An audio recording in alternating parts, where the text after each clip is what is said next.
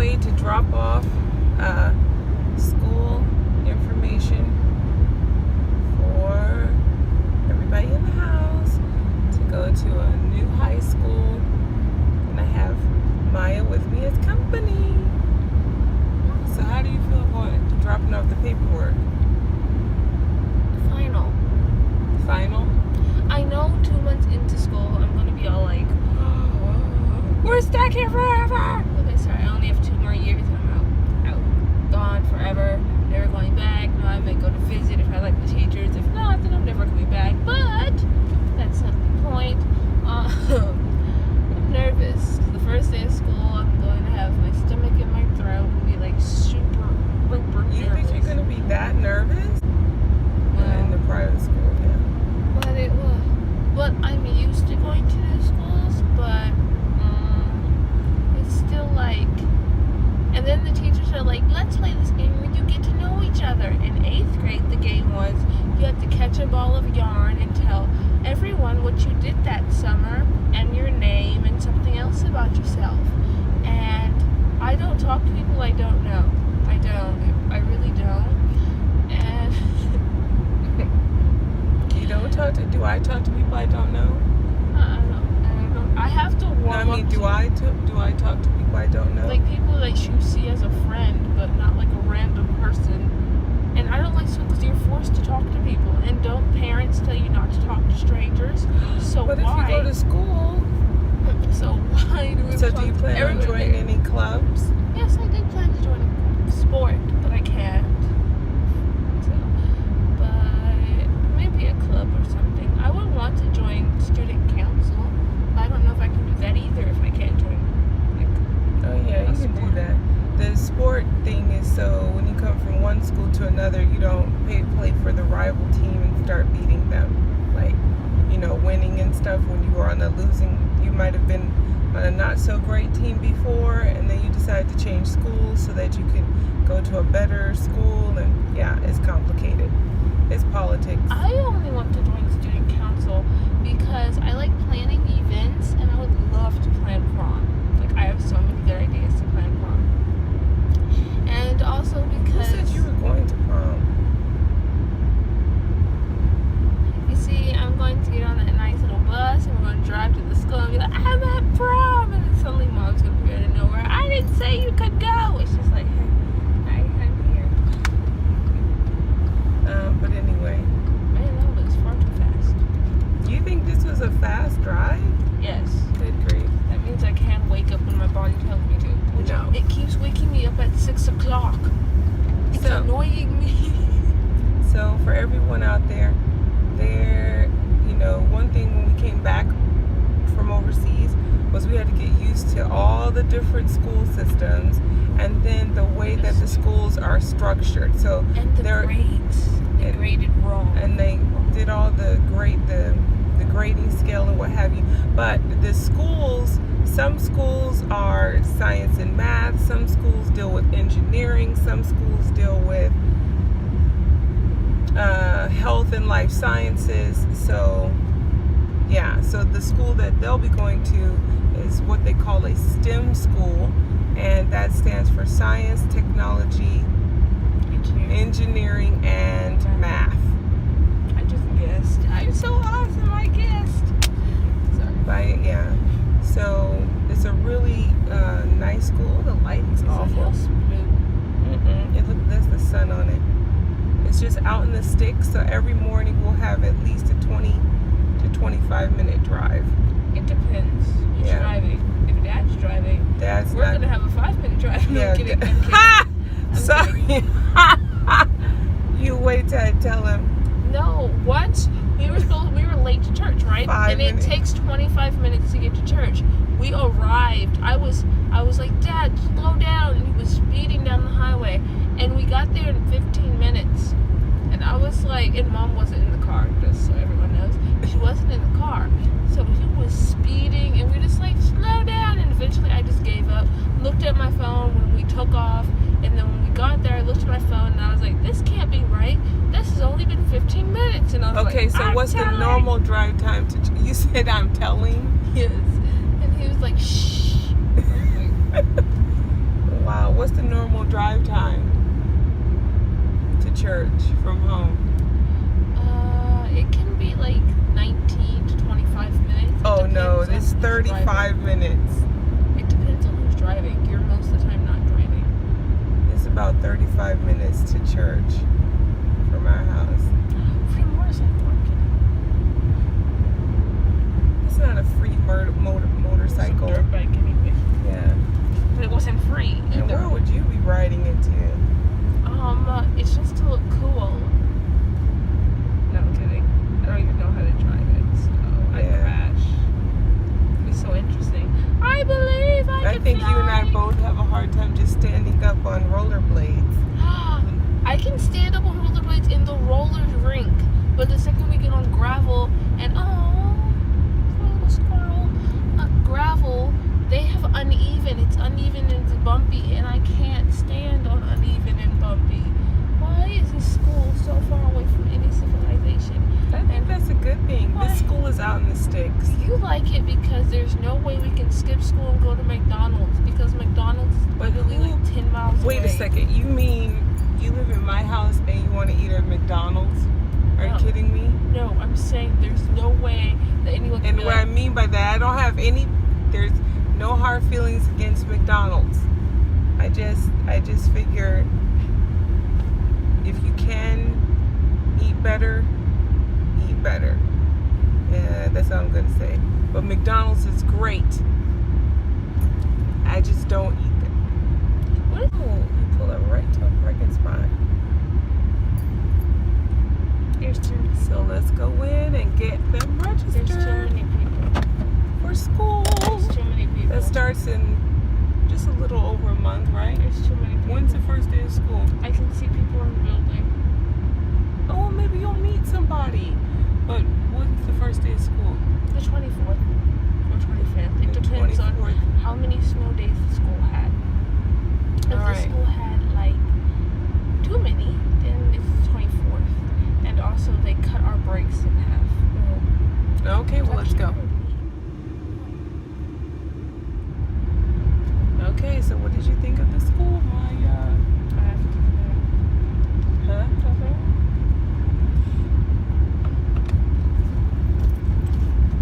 So I thought it was really good. All you have to do is bring back your. Why can't you go there? They locked it as school's out, but you can drive all the way up and then pull in that way. But I'm excited for you.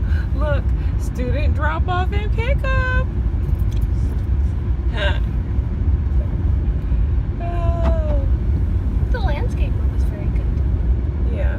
Wait. Okay, so I have to look up and see when school actually starts and not when you're telling me. But just really, it's a really nice staff. Yeah. Should be fun. So now I'm going to see this little pop-up farmer market stand, and What was the iron form? yeah, the little Lion Farm pop-up stand, and because I need green beans, green beans. And then someone said, no, they're string beans, but I call them green beans, so I don't know. Let's go and see what that's about. Isn't And it hopefully he Thanksgiving? has some, because yesterday he was all out. So hopefully he has some today. And tomorrow I'll be at the farmer's market again, so I can get a whole bunch of them for probably less than what he's charging. Because the other day, he charged me $1 for a zucchini. I was like, it's not farmer price. This is the store price. But yeah, all it did was make me prepare more for my trip to the farmer's market, which I do mostly once a week. Anyway, let's see what he's got for me. You excited for Parent Portal, Mom? Parent portal. Yes. It's where you can Oh, where I can look at all your grades and what have you. Hey, while I have everybody's attention, anyway, because I was thinking about this anyway. So now that I mentioned the farmers market and what have you, so somebody asked me about how my shopping or what have you. So traditionally, back in the day, which wasn't too long ago, I, like everybody else, I went to just your regular chain grocery store. However,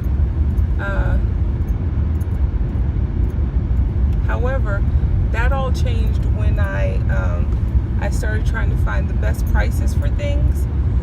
And I watched this video or this documentary on Netflix called Cooked. And its producer, one of the producers, and the person with whom the book is based on is Michael Pollan. And he is, in his book, he talks about going back to just cooking and how when we go to the grocery store, we see a lot of things that are their food. They appear to be, like on the outer aisles, you have real food.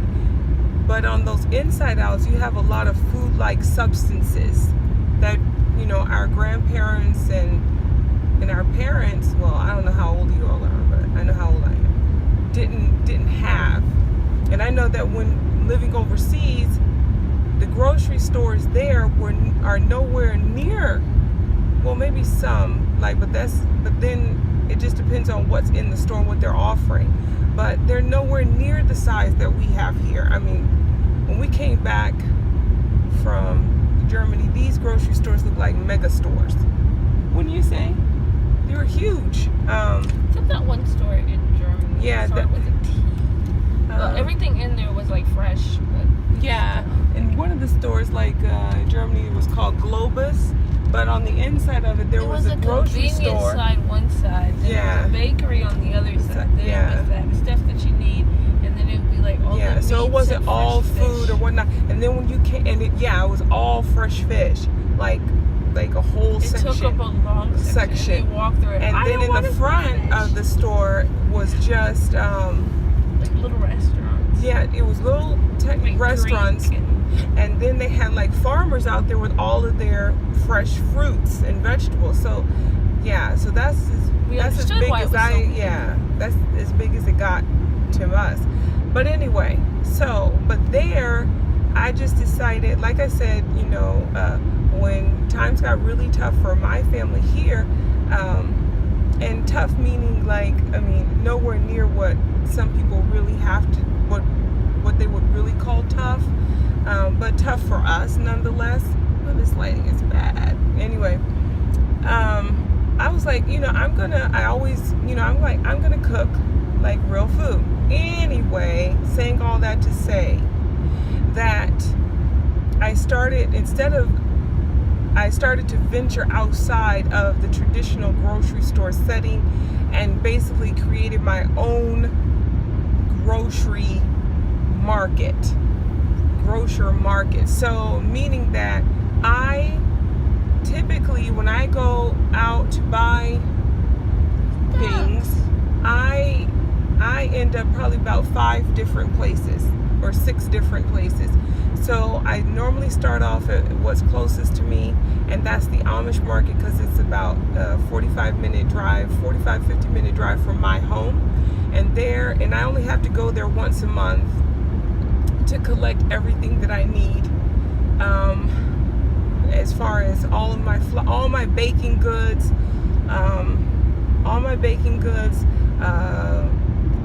if you want pasta, if you want preserves, if you want, everything is handmade there. But everything that I need to create what I need for my family, whether to create bread, rolls, what have you, I can go there and get all of my supplies right there. From there, I ventured to the farmer's market, and at the farmer's market, I get all of my fruits and vegetables. And you say fruits and vegetables? Yes, I buy the fruit that's in season. And sometimes I do venture into Aldi, Walmart, and then Target, and not that I find them bad or anything, but the price. Hair products from Target. Yeah, I buy hair if I need hair products or something like that. But the price comparison to what I can get at Target and Walmart compared to what I can get at the farmer's market, as far as fruits and vegetables are concerned, cannot compare. One, I will say, because after you build up a relationship and a rapport with the farmers and what have you, and they see you all the time, next thing you know, you're getting a better deal just because you're a repeat customer. And mom and pop grocery stores or people who are selling things, they depend on me to come there and people like me to come and shop from them. The big conglomerates there'll be hundreds of thousands of people who walk through the door each day. So they're not, if I don't go there anymore, it's not like a huge, loss, From there, I go to this Asian market. Well, there's two, and one has more of the traditional Indian spices and things, and he just has a lot of spices. And I love going there, and I get tea and all my spices for absolutely cheap. Just like ridiculously cheap. Really good. So much so that by the time I'm done, I may spend $20, but when I come out of there, I probably have about 10 different spices, 3 or 4 things of tea. What else do we get out of there? Coconut milk, all sorts of things that are going to help you stretch everything and build your pantry. Figs, dates, everything. I still haven't ran out of the dates that he had in there on sale. You bought 2. Yeah, and I need to buy 2 more. And then from there, there's another Asian market, and there I go and get, you can get big bags of rice, jasmine rice. He sells rice too. They have these weird eels in the cage. It has nothing to do with nothing, but they're in the cage, and I've never seen anything. Okay, fine. The eels are in the cage. They're a fish snake. It's so and they have, creepy. But and then my new place to go is the butcher. So now the butcher, you can go there and get whatever you need. They do fish, they do chicken, they do whatever you want. They have it there. And also it's just a butcher shop that I found, and everything. They go out to the farm and they find organic farmers, and they go and they get it. They kill it and what have you, and they bring it, they go and pick it up, and from there they break that down from there. And I figure if you're going to eat that, then make sure you know exactly where it's coming from, if you can.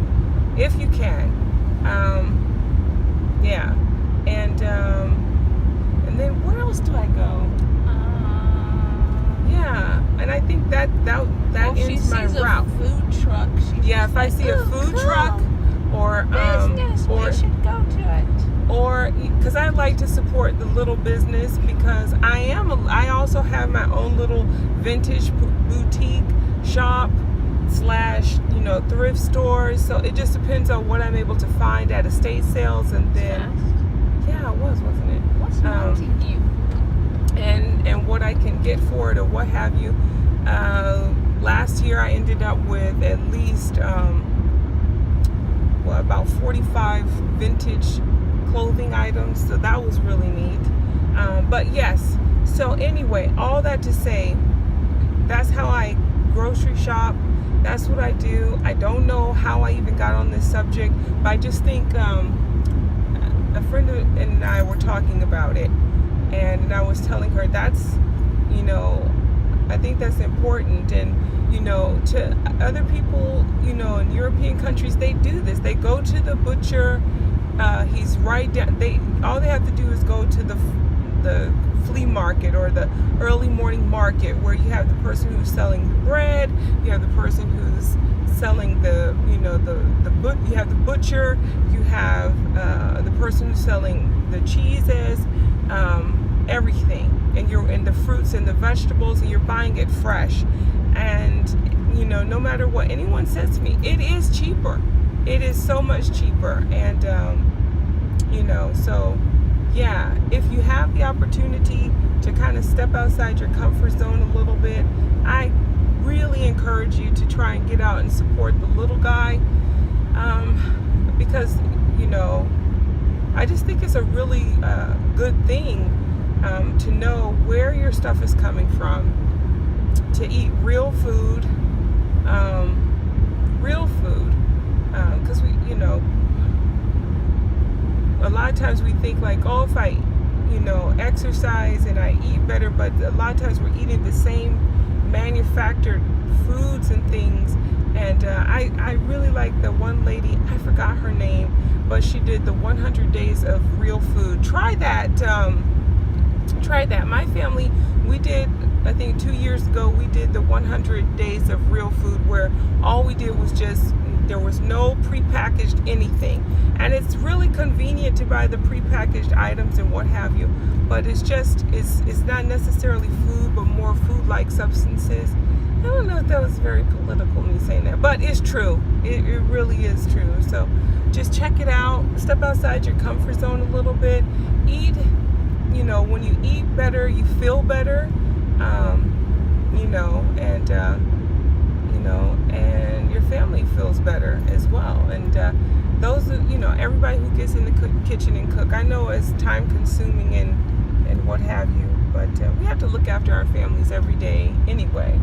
So why not, you know, while we're doing other things to make sure that, you know, everything is okay, let's, you know, make sure that what we're feeding them is good too, and not just, you know, the constant, you know, prepackaged foods. And,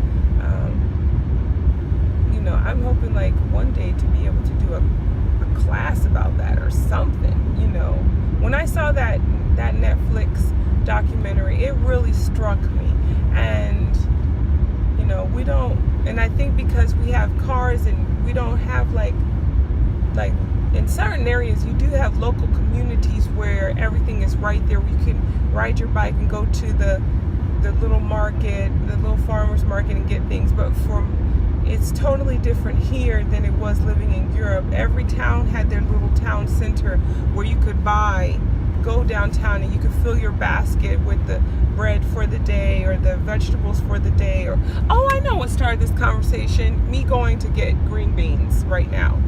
But I'm gonna say something's gonna sound very, very funny, but you went into this entire conversation about green beans, Mother?